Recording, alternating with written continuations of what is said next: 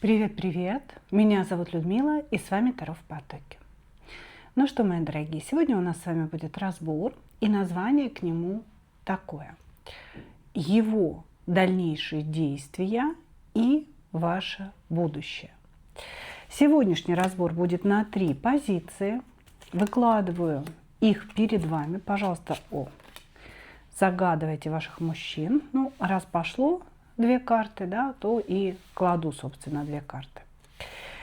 И с чего же мы начнем? Сначала просигнифицируем самого мужчину. Может быть, немножечко, что происходит между вами, да, какова между вами ситуация. А после этого, да, посмотрим дальнейшие действия человека. Как он намерен действовать или бездействовать, да, вообще, что там он запланировал в вашу сторону для себя. Вот, значит, и после этого разберем некое, ну пусть даже гипотетическое будущее, которое у вас может быть с этим человеком. Я на самом деле не очень люблю вот эту гипотетику, да, я люблю разбирать уже сложившиеся ситуации, потому что карты Таро на сложившиеся ситуации дают самые точные, самые верные ответы. Но тем не менее, да, очень, ну скажем так, иногда полезно, да, проследить некую линию, что видят высшие силы, которые с нами разговаривают через карты, да, в случае конкретной какой-то пары, да, вас и вашего мужчины. Ну, начинаем. Двоечки, троечки идут у нас в ожидании. Начинаем с единичек, проверяем, чтобы все писалось, все пишется. Единички. Кто к нам пришел? Угу. Башенка пришла, да? Давайте посмотрим, что это значит. Все, и сразу мне потек нос почему-то. Это что у нас еще за сюрпризы? Что за сюрпризы? Так, ну смотрите. Ну, такое бывает, если человек проблемный, да, или человек у нас находится под магией, или человек проблемный. Ну вот в случае вашего мужчины тут скорее человек проблемный, потому что по башне человек вошел. А башня первой картой, ну, как правило, не выпадает просто так, да, с бухты-барахты. Очень серьезный кармический аркан, который говорит о том, что за человеком тянутся кармические долги, да, из его прошлого воплощения. И в этой жизни человек отрабатывает по полной программе. Значит, человек по башне – это человек, который, куда бы он ни пришел, везде с собой приносит энергию разрушения. То есть у него у самого разрушается жизнь, и вы начинаете с ним взаимодействовать так или иначе, и у вас начинает разрушаться. Да, вас увольняют с работы, теряются деньги, обманывают какие-нибудь мошенники, и вот одно за другим начинают происходить вот такие события. Вот, вы думаете, что ж такое, да, начинаете прорабатывать себя, обдумывать, где вы неправильно себя повели. А на самом деле вы вели-то себя правильно.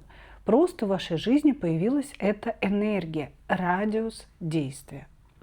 Имейте в виду, да, ваш человек вошел по башне. Это значит, у него есть радиус разрушающего действия. Вот, значит, что еще о нем можно сказать?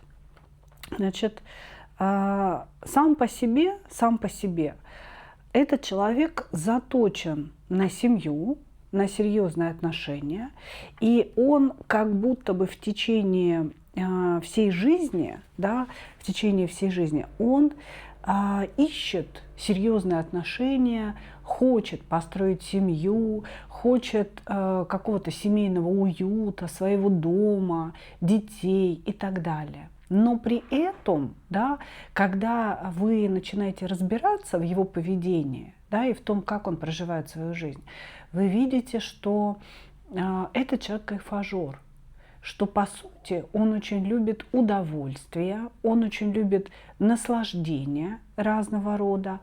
А вот обязательства, да, потому что семья – это прежде всего чувство долга, это прежде всего обязательства, это ответственность. Все то, что он очень сильно не любит. Здесь человек не любит быть ответственным, он не любит исполнять то, что сам и пообещал. Он даже не любит что-либо обещать, понимаете? То есть ему хочется, чтобы все было легко. Для него семья – это некий уют, который взялся из воздуха, из ниоткуда, понимаете? Не в который он что-то вложил, как мужчина, а который, ну вот как-то он, знаете, появился чудесным образом, да? И, скорее всего, уют, который должна создавать женщина. Вот.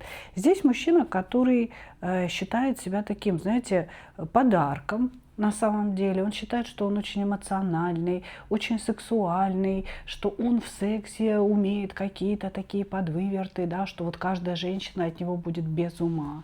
И поэтому, вот как-то, знаете, он себя в отношения приносит вот на блюде. Да? Я вот подарок, а ты что для меня сделаешь? И ждет, что женщина будет работать, приносить денежки. Ну, он такой просто красивый, да, просто такой вот, ну, я вот хозяин дома, а я посуду помыл, или а я мясо пожарил. Вот, то есть здесь человек, который не намерен работать, и, конечно, понятное дело, да, что ему приходится работать, чтобы жить, но он все время словно бы ищет какую-то лазеечку, да, чтобы не работать, и при этом очень вольготно существовать. И вот его понимание семьи, да, вот то, что я сказала, он заточен на создание семьи. Это скорее понимание некого места, да, некой общности, где он вроде как какая-то глава, его там уважают и любят, но при этом, где он комфортно существует, ничего не делая. Но вот у него такой странный подход, понимаете? И вот такое вот восприятие. Значит, он вообще по жизни идет наугад, по шуту-дураку. Он, вы знаете, делает какие-то поступки, которые вообще не продиктованы логикой. И вы можете смотреть на него и думать, ты что, идиот? Но он правда бывает идиотом. Я не говорю сейчас, что он вообще не умный человек, да, но в каких-то жизненных ситуациях он ведет себя прям реально как дурак. И вы можете просто стоять, это ошарашенно, да, смотреть, да как же ты мог так поступить-то? Но это просто вообще как бы ниже низшего предела, как говорится. А он мог, потому что он не понимает. У него в голове нет вот этих взаимосвязей, что можно, что нельзя и как нужно поступать. Хотя взрослый уже мужчина, понимаете, а внутри какой-то такой, знаете, мальчишка, подросток, который кому-то что-то доказывает, который вечно вступает в какие-то странные там компании, ситуации и так далее. И потом вот родители должны это разгребать. А сейчас у него уже не родители, а женщина рядом с ним, по его разумению, должна разгребать все то, что он там набарагозил. Ну, вот как-то так. Хорошо. Переходим к его действиям. Так, в вашу сторону. Каковы же будут действия мужчины к вам? Вы загадайте, пожалуйста, какое-то время. Да, может, это месяц, может, это неделя. Ну, лучше, конечно, там в пределах месяца. Может быть, это время года, да, там, в течение весны, или как он будет действовать в течение лета. Загадайте, и мы будем уже смотреть в контексте этого времени. Ну, блокирующая карта, да, я думаю, многим говорит о многом. Каковы его действия? Никаковы. Никаковы его действия, не будет действия от него. В загаданный период действий не будет. Ну, давайте посмотрим, почему парень у нас отказывается от действий. Мгм.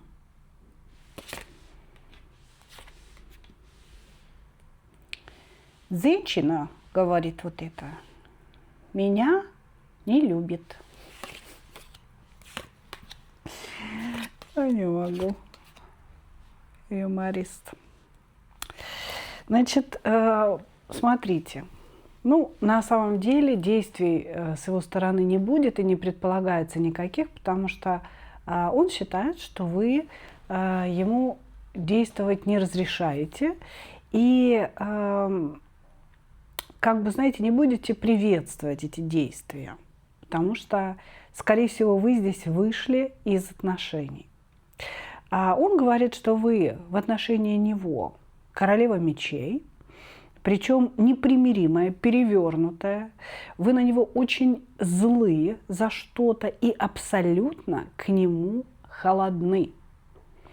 Значит, здесь мужчина видит себя как человека, который сделал все для вас. Вот все. Он говорит, я для нее сделал просто, ну, какое-то что-то невозможное. Ну, например, я целый год писал ей сообщения.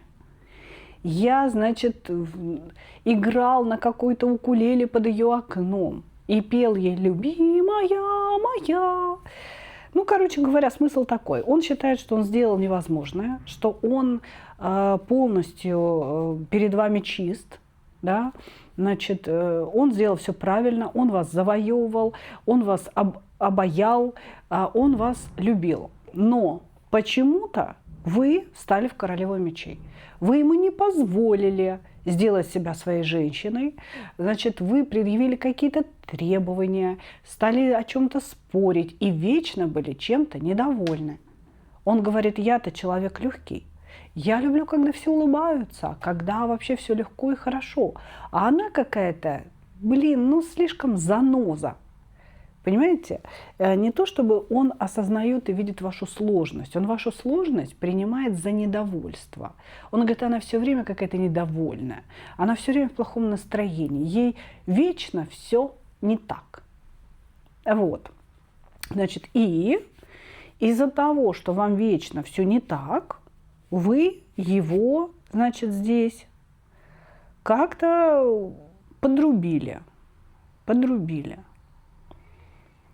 В общем, он бы, наверное, и рад действовать в вашу сторону, если бы он был уверен в том, что вы с радостью это воспримете, в том, что вы скажете ему, Боже ты мой, ты мужчина всей моей жизни, император всех императоров. Но он знает, что если он начнет действовать, вы скажете ему, и чего это тебя сюда опять принесло? Да, нафига ты вот это все написал мне? То есть он не ожидает от вас какой-то положительной реакции на свои действия. Именно поэтому действовать он не намерен. Ну и к тому же говорит, что она приняла какие-то решения, отрубить меня от себя, она лишила меня комфорта, мы с ней прекрасно общались, она мне нужна, она была такая вся жезловая королева, но она все свела на нет, короче говоря. Здесь огромное количество обвинений в вашу сторону, которые основываются на том, что вы не захотели легких отношений, что вы потребовали вложений, вы потребовали обязательств. За свою такую всю прекрасную сексуальную жезловой королевы, да, вы хотели, чтобы парень вкладывался. А парень хотел легкости, ну, как-то так, чтобы все было весело, хорошо, чтобы вы все время улыбались и были в каком-то красивом эротическом белье. Вот. Ну, а вы что-то отказались. Так что вот так, поэтому он и не будет действовать. Посмотрим ваше возможное будущее. С этим мужчиной.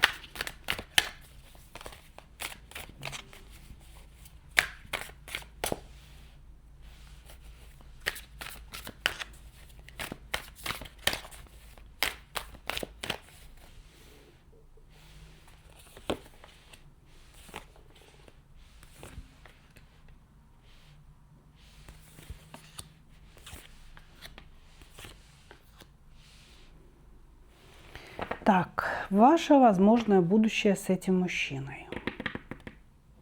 Ну, на самом деле, он появится в вашей жизни, но в момент, когда вам будет уже на него наплевать с высокой колокольни. Вы человек-победитель. Сейчас вы в каких-то сложных обстоятельствах пытаетесь перевернуть колесо фортуны. То есть вы как бы чувствуете удачу в своих руках, но пока еще она не совсем как бы обосновалась в вашей жизни. Вы сейчас заняты каким-то делом. И это дело обещает быть очень прибыльным для вас и обещает вас как-то, вот знаете, вы взлетите, да, как бы возвести на некий пьедестал. Вот, значит, и вы, по сути, да, вам этот мужчина, ну, непонятно, зачем нужен. И то, что вы сейчас не общаетесь, вы его обрубили, работает вам на руку. Вы мне поверьте, вот эта башня, да, вот эта башня, она и не дает вашему колесу фортуны проявиться в полной мере. Значит, сейчас, чем дольше его не будет в вашей жизни, тем вы быстрее станете вот в этого триумфатора-победителя, тем вы быстрее завоюете ту область мира, да, которую вы пытаетесь завоевать. Вот, значит, без него у вас и шестерка жезлов, и солнышко, и выходите вы в королеву пентаклей, и поворачивается у вас колесо фортуны. У вас без него вообще все шикардосно. Вот шикардосно. Ну и, как говорится, как только запахнет счастьем, как только запахнет успехом, он, знаете, как будто бы получает какой-то сигнал извне. Он, конечно, появится. Он появится. И вы здесь находитесь в карте сила. У вас идет очень мощное взаимодействие. Вот в этой колоде, да, карта сила означает взаимодействие с ангелами-хранителями, да, с тем, как вы с ними очень круто идете вместе. Вот как будто бы, знаете, сговор между вами произошел, да, и вы идете вместе с ангелами рука об руку. Они вам помогают. Вы двигаетесь, они вас ведут. И тут вот этот товарищ внезапно, да, появится. Просто не в то время, когда вы себе вот не в оговоренный срок. Да? Вот. Значит, появится он совершенно таким странным методом. Ну, как странным? Ну, это обычная уже история. Он вам напишет что-то. Это будет письмо. И это будет очень грубое какое-то письмо. Или это будет одно слово «привет», без точек и без фигочек, да, или это будет «соскучился», или это будет ну, что-то вообще ни о чемное. Вот, то есть это не будет появление человека взрослого, зрелого, который осознал ошибки, да, давай поговорим, давай выясним, я хотел бы быть с тобой. Нет, ну что вы, ну же у нас тут по шуту дураку идет. Вот, и по тройке кубков. Поэтому он, вот он забросит эту удочку, наживку, в надежде на ваш ответ. Ответите, что-то продолжится. Не ответите, ну, он так и будет сидеть там где-то у себя, а вы будете двигаться вперед. Сейчас я вам хочу вот что сказать. Вам не нужно думать вообще о нем. Думайте о реализации своей мечты. У вас сейчас очень важный период в жизни. У вас сейчас идет осуществление какой-то давней-давней вашей мечты. И ваши ангелы вам помогают. И пространство подстраивается под вас. Двигайтесь в сторону реализации себя. Это у вас сейчас будет получаться великолепно. Вот эту башню не пускайте к себе. Благодарю вас. Двигаемся далее. Двигаемся далее.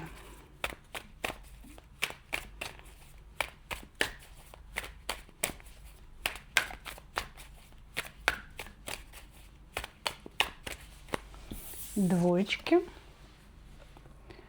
Двоечки. Кто к нам пришел?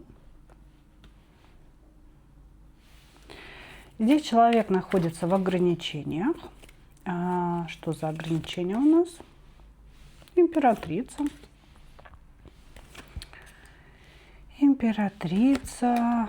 все у меня, говорит, хорошо. Жена есть, семья есть, я ее очень сильно слушаюсь. Она у меня генератор идей. Вот.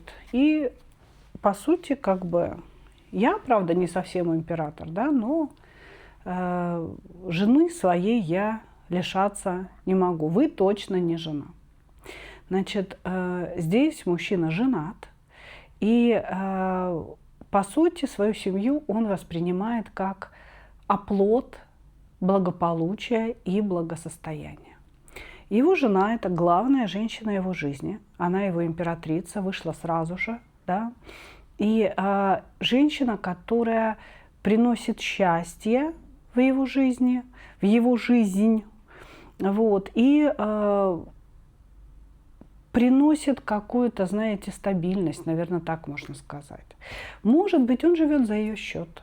Может быть, у нее дом, у нее связи какие-то, она его устроила на работу. И вот он как-то, знаете, пригрелся там котиком таким тепленьким и живет себе спокойно. Никуда уходить он не собирается. Он сразу заявил нам о том, что он абсолютно полностью зависит от своей жены, что она вся прекрасная из себя женщина, она его счастье, она его удача. И он вообще даже и не думал, что ему такая удача полагается. Вот. И он недоимператор, то есть он до нее не дотягивает. Она глава семьи, он лишь номинальный муж, вот так скажем. Вот. Значит, она его ведет к какой-то мечте. А здесь может быть, знаете, какая ситуация? Человек хочет себе что-то купить. А может быть, купить хорошую машину. Или, может быть, он хочет построить дом. Да? И вот его жена, она ему помогает в этом.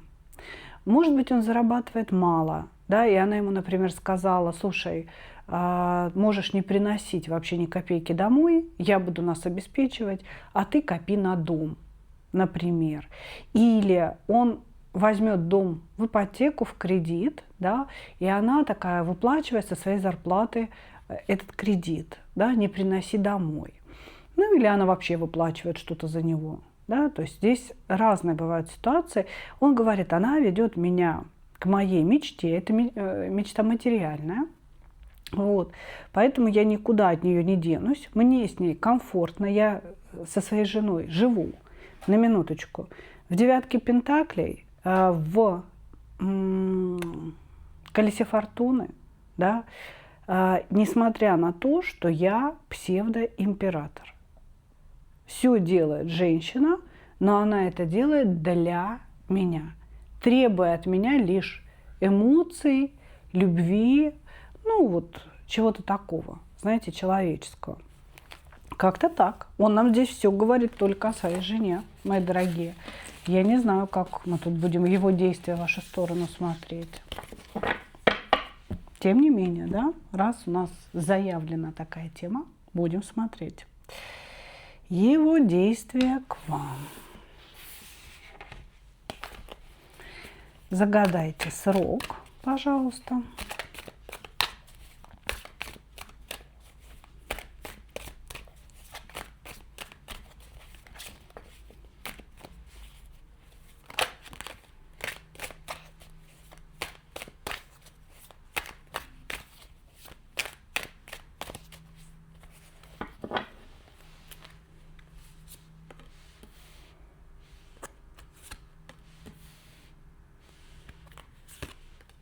Угу. Так, ну, тут он показывает, кто вы для него, да. Здесь понимаете, какая ситуация? Вы, безусловно, женщина очень красивая, очень видная. Идете по звезде. Да, то есть он смотрит на вас, и он вами восхищается. Вы для него очень сексуальные, и по тузу жезлов ему, конечно, очень хотелось бы сексуального контакта с вами, которого, возможно, даже и не было. Вот. Может быть, вы вместе работаете или как-то общаетесь, да, в одной компании. Вот. Здесь я не вижу, чтобы между вами были отношения. Он очень сильно боится потерять свою жену, поэтому в открытую он, конечно, действовать не будет. Он говорит о том, что он смотрит на вас где-то и видит вашу яркость, недоступность, какую-то невероятную красоту. То есть человек вас оценивает очень высоко. Он говорит, это очень красивая, офигительная женщина. Хочет ли он вас? Да, очень сильно. Он говорит, я ее ужасно хочу, очень сильно хочу, но я не сделаю шага к ней, потому что я боюсь потерять то, что во много раз важнее. Человек вас очень хочет, человек, ну, скажем так, фантазирует, да, о каких-то отношениях с вами. Он фантазирует о том, как бы между вами развивался сексуальный роман, потому что вы его притягиваете именно в этой сфере очень сильно. Вот. Но шагов я пока вообще никаких не вижу. Он говорит, я ужасно боюсь. Первое, что если я это сделаю, и что-то завертится, закрутится, что узнает моя жена, что будет разрушена моя жизнь. Второе, что я могу влюбиться, потому что я эмоциональный, я как бы зависим от вот этих вот всех вещей, эмоций. Вот, значит, я могу влюбиться, и я сам начну разрушать свою жизнь. Вот чтобы этого всего не случилось, лучше я никуда не пойду. Лучше я не буду делать этих шагов. Понимаете? Вот, значит, также он говорит о том, что вы тоже замужем, и у вас тоже очень такой крепкий союз с мужем, но там нет любви. Он уверен в этом. Может быть, вы беседовали, да, как-то так по-легкому ему это рассказывали. Значит, здесь человек действовать не будет, хотя для него это сложно, потому что он хочет действовать, то есть он хотел бы вас. Понимаете, каждый раз, когда он вас видит, когда вы общаетесь, он борется с собой. Ему хочется схватить вас, поцеловать, ну, я не знаю, там, зажать где-то. У него очень сильный сексуальный порыв. Но он держит себя в руках, держит себя в рамках каких-то приличий для того, чтобы этого не сделать. И он говорит, ему очень сложно не действовать, очень сложно. Просто он говорит, я должен себя контролировать, чтобы не потерять главное в своей жизни. Хорошо, ну давайте, какое-то совместное будущее у вас есть?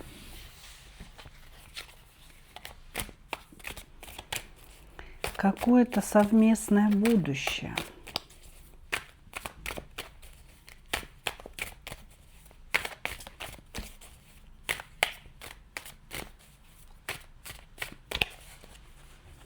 У вас есть?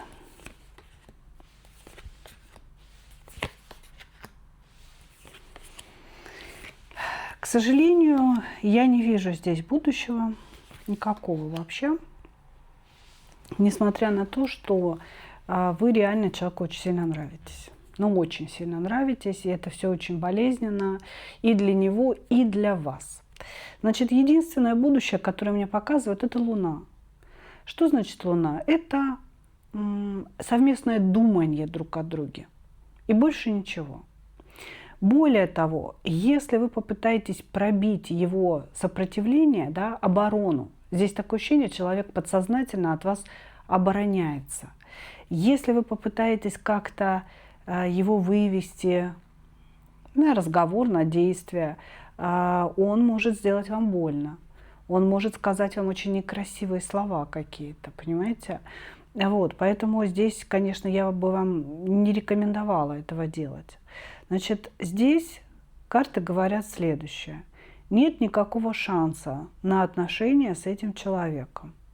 Значит, если будут какие-то шаги с ее стороны, он ее очень грубо оборвет, и ей будет от этого очень больно. После этого могут произойти блокировки. Вот. Значит, если вы это уже сделали, значит, это уже произошло. Потому что у кого-то здесь будет уже сделали. То есть будущее нам показывает, исходя из настоящего. Вот, значит, единственное будущее – это совместное думание. Думает ли он о вас? Да, он о вас думает. Он о вас мечтает, он вас хочет, фантазирует, вы ему, возможно, снитесь. Да? То есть происходят вот такие вещи. И вы о нем тоже думаете. Но больше ничего не будет. Больше этого думания ничего не случится. Как-то так. Благодарю вас, мои дорогие. Двигаемся далее. Троечки. Выскочили целыми 2 картами. Сейчас посмотрим.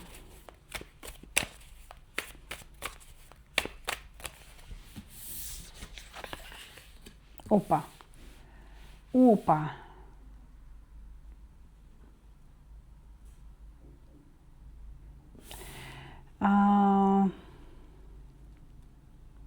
Мужчина абсолютно не хочет ничего о себе рассказывать. Говорит о том, что ваши отношения закончились, и он принял решение на это. Здесь могут существовать блокировки, то есть он вас заблокировал. Или просто это такое безмолвие, да, молчание. Хорошо. Ну, чтобы тебя узнали, все-таки мы же должны как-то вот определиться. Смотрите, как он психует, а. Ладно, не буду все ставить. Он очень зол, прям в бешенстве каком-то находится. Все говорит: отстаньте от меня, не трогайте меня.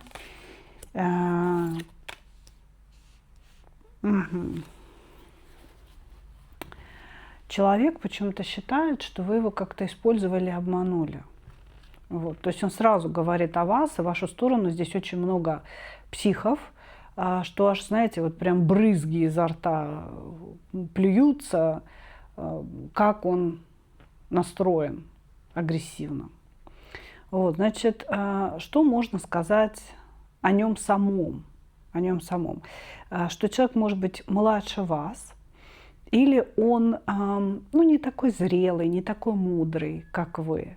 Потому что он такое ощущение, зачем-то к вам обращался, да, или за помощью, или вы его учитель, да, или вы его доктор какой-то. То есть вот он как будто бы к вам обращался, а вы его использовали. Это вот он так говорит, понимаете? То есть он здесь сразу о вас говорит. Он говорит, что между вами есть понятие работы, да, то есть что-то, работа вас связывает, хотя не обязательно, что вы прям коллеги, да, по работе, но работа вас может связывать. Вот, значит, что еще здесь можно сказать? Он считает себя очень наивным, он считает, что он как-то, знаете, открылся перед вами, доверился вам, а вы потоптались на его самолюбие, поиздевались над ним. Вот, значит, и поэтому он говорит: не трогайте меня, значит, у меня уже нет никакой искры в ее сторону, я уже ничего не хочу, я хочу надеть на себя кучу доспехов, да, и защищаться, чтобы меня никто не видел и никто здесь не слышал. Вот, значит, сам по себе мужчина очень такой фантазирующий, живет в каких-то своих мыслях, фантазиях. Может быть, это творческий человек, потому что его здесь показывают, как будто бы он не имеет какой-то основы, как будто он все время в каком-то полете, в каких-то мечтаниях находится. Может быть, он творческий человек, и для него вот эти творческие акты некого созидания, да, это и есть его жизнь. И он, может быть, не обзавелся, там, не знаю, квартирой, машиной, какими-то вот материальными вещами. Вот. А может быть, он обзавелся, да, просто кто-то другой ему это обеспечил.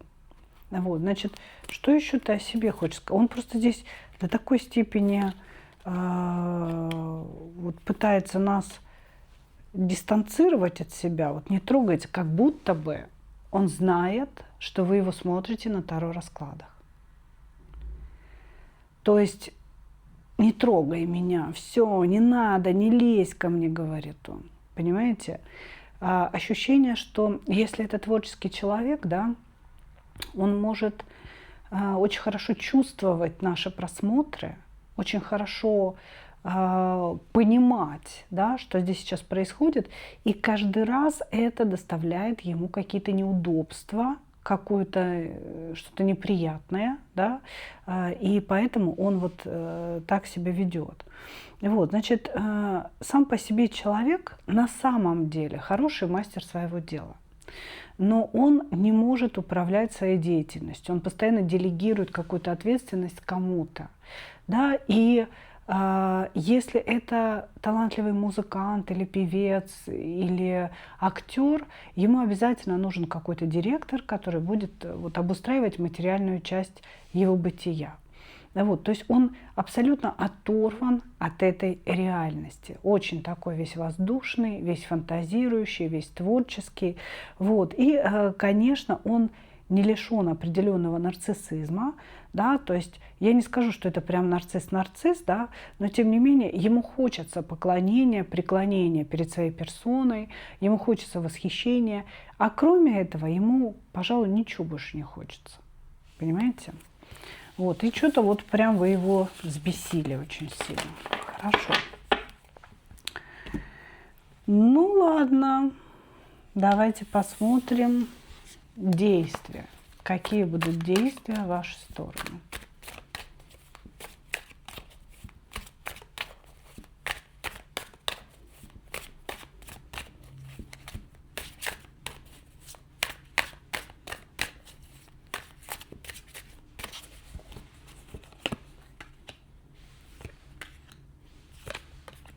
Наконец-то, у нас хоть один, который будет действовать.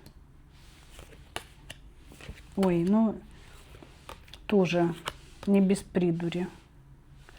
Ну, слушайте, вы его так сильно бесите, потому что он влюблен, у него есть чувства к вам. Вот, он поэтому здесь плюется направо и налево, значит, отстаньте от меня, я заблокировался, никто меня не смотрит, да, пошла ты в одно место, ла-ла-ла-ла, вот это вот все прям слышится здесь в воздухе. На самом деле у него к вам туз кубков, вы для него королева кубков, он хотел бы быть вашим императором. Ну, то есть, как бы здесь человек влюблен. Человек влюблен, просто он не понимает, что ему с вами делать. Он не понимает, что вы за человек, что вы от него требуете, каким он должен быть, чтобы вам понравиться. То есть он вообще чему-то не соответствует. Он хочет, чтобы вот вы просто его пришли и полюбили. Понимаете? Полюбили, все для него сделали, чтобы вот он никуда не делся, лапочка такой. А вы здесь нифига никакая не королева кубков. Он-то хочет, чтобы вы были королева кубков. А вы здесь скорее император тоже. Да? То есть вы женщина такая очень мощная, с такими стальными яйцами, которая сама решает, что ей делать, что ей не делать. И вот эти вот все прыщички, да, вот такие вот, как он, они вас только смешат. Вот, значит, он влюблен, и он хочет до вас допрыгнуть, и он хочет вам что-то такого доказать, чтобы вот вы увидели, какой он распрекрасный весь, понимаете? А вы не торопитесь это признавать. Короче, действовать он будет. Он будет вас завоевывать, слава богу. Он здесь будет действовать по шестерке жезлов. Это прям классно. Это прям классно. Это значит, я готов ее завоевывать. Но шестерка жезлов здесь перевернутая. И это значит, что я буду так завоевывать, что она нифига не поймет, что я завоевываю ее. Он будет здесь, знаете, перед вами красоваться, как павлин. Он появится или подойдет, начнет наконец-то, ну вот, какую-то игру. да, по завоеванию вас. Но это будет своеобразное очень появление. Он начнет говорить: а ты знаешь, какой я классный, а ты знаешь, что я достиг вообще, а что ты не хлопаешь и на коленки не падаешь, да? Ты что, не знаешь, что я гений? То есть он будет хвастаться, он будет вот этот распушать свой павлиний хвост перед вами в ожидании, что вы оцените. То есть здесь мужчина считает, что это правильное поведение, что вы просто не до конца в нем разобрались. Вы не понимаете, что он гениален. Понимаете? Не до конца вы преклоняетесь перед ним. Как-то что-то вот ему не хватает вашей энергии. Вот, значит, будет он действовать, вот как только он подойдет и начнет хвост вот так пушить, знайте, начался процесс вашего завоевания, девочки. Вот. Мужчины иногда меня прям очень, очень сильно веселят. Он хочет разрушить вашу оборону. Он хочет, чтобы вы сложили свои мечи и перестали с ним бороться. Он хочет, чтобы вы его просто любили, потому что он говорит: я сам ее люблю. Но мужчина здесь будет действовать неправильными методами. Черные манипуляции, завоевание при помощи хвастовства. Это совсем не то, что мы, девочки, ждем. Да, вот если мальчики смотрят, вы, мальчики, как бы думаете вообще, когда и что вы делаете. Вот, то есть, женщины ждут нормальных ухаживаний. Так и хочется сказать, которые были раньше. Но почему-то же раньше, во времена молодого Алена Делона, да, как-то мужчины же умели ухаживать за женщинами. А тут вот какая-то такая странная фигня началась. Почему нельзя без манипуляций? Почему нельзя по-честному, красиво, так, чтобы женщина понимала, о чем идет речь вообще? Вообще мужчина должен делать что-то реальное для женщины, делать какие-то поступки, делать что-то, что она может потрогать, увидеть и ощутить на себе, потому что женщина ищет защищенности. Это я мужчинам все говорю, девочки, думаю, что вы и так это все знаете. Хорошо. Ну и что? И какое у нас тут будущее возможно? Давайте посмотрим с этим психом.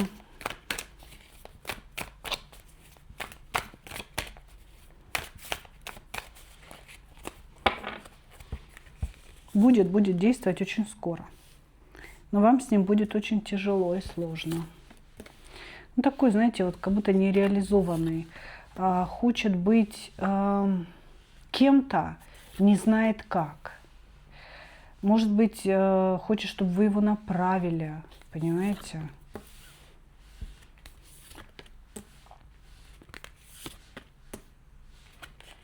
Так. А что-нибудь хорошее у нас будет? Что-нибудь хорошее. В целом он вас любит, и мне очень хотелось бы, чтобы было что-то хорошее, да? Давай, что-нибудь хорошее. В каком случае? Здесь смотрите. На самом деле карты ничего хорошего не показали. Они говорят, что вам с ним будет очень сложно, потому что вы более пентакливая, более стабильная, более мудрая, вообще классная, короче говоря. А он по пажам идет. Он у нас такой недоделанный немножко парень. Вот. Он какие-то вещи недопонимает, где-то ленится, где-то не хочет думать, где-то не хочет считать, где-то говорит: это все меня не касается. Да, вот какой-то такой. И во всем манипуляции, манипуляции, манипуляции. Вот, значит, здесь будут цикличные отношения. То он приходит к вам со своим завоеванием, да, но вы, кроме рыцаря кубков, ничего не видите. То есть он пытается вам понравиться, делает какие-то шаги, но на этом все. Потом он останавливается, потому что ему нечего вам предложить. Не умеет, не знает, или не имеет ничего. Вот, значит, дальше опять между вами какие-то ссоры, молчанки, и опять его будет качать в вашу сторону. То есть как бы круги, круги, круги. на этом моменте я спросила карты, а что-нибудь хорошее будет или нет. Да? Мне говорят, будет 4 жезлов. Значит, 4 жезлов, да, это карта результата, одна из карт брака. И это между вами возможно в том случае, да, если вы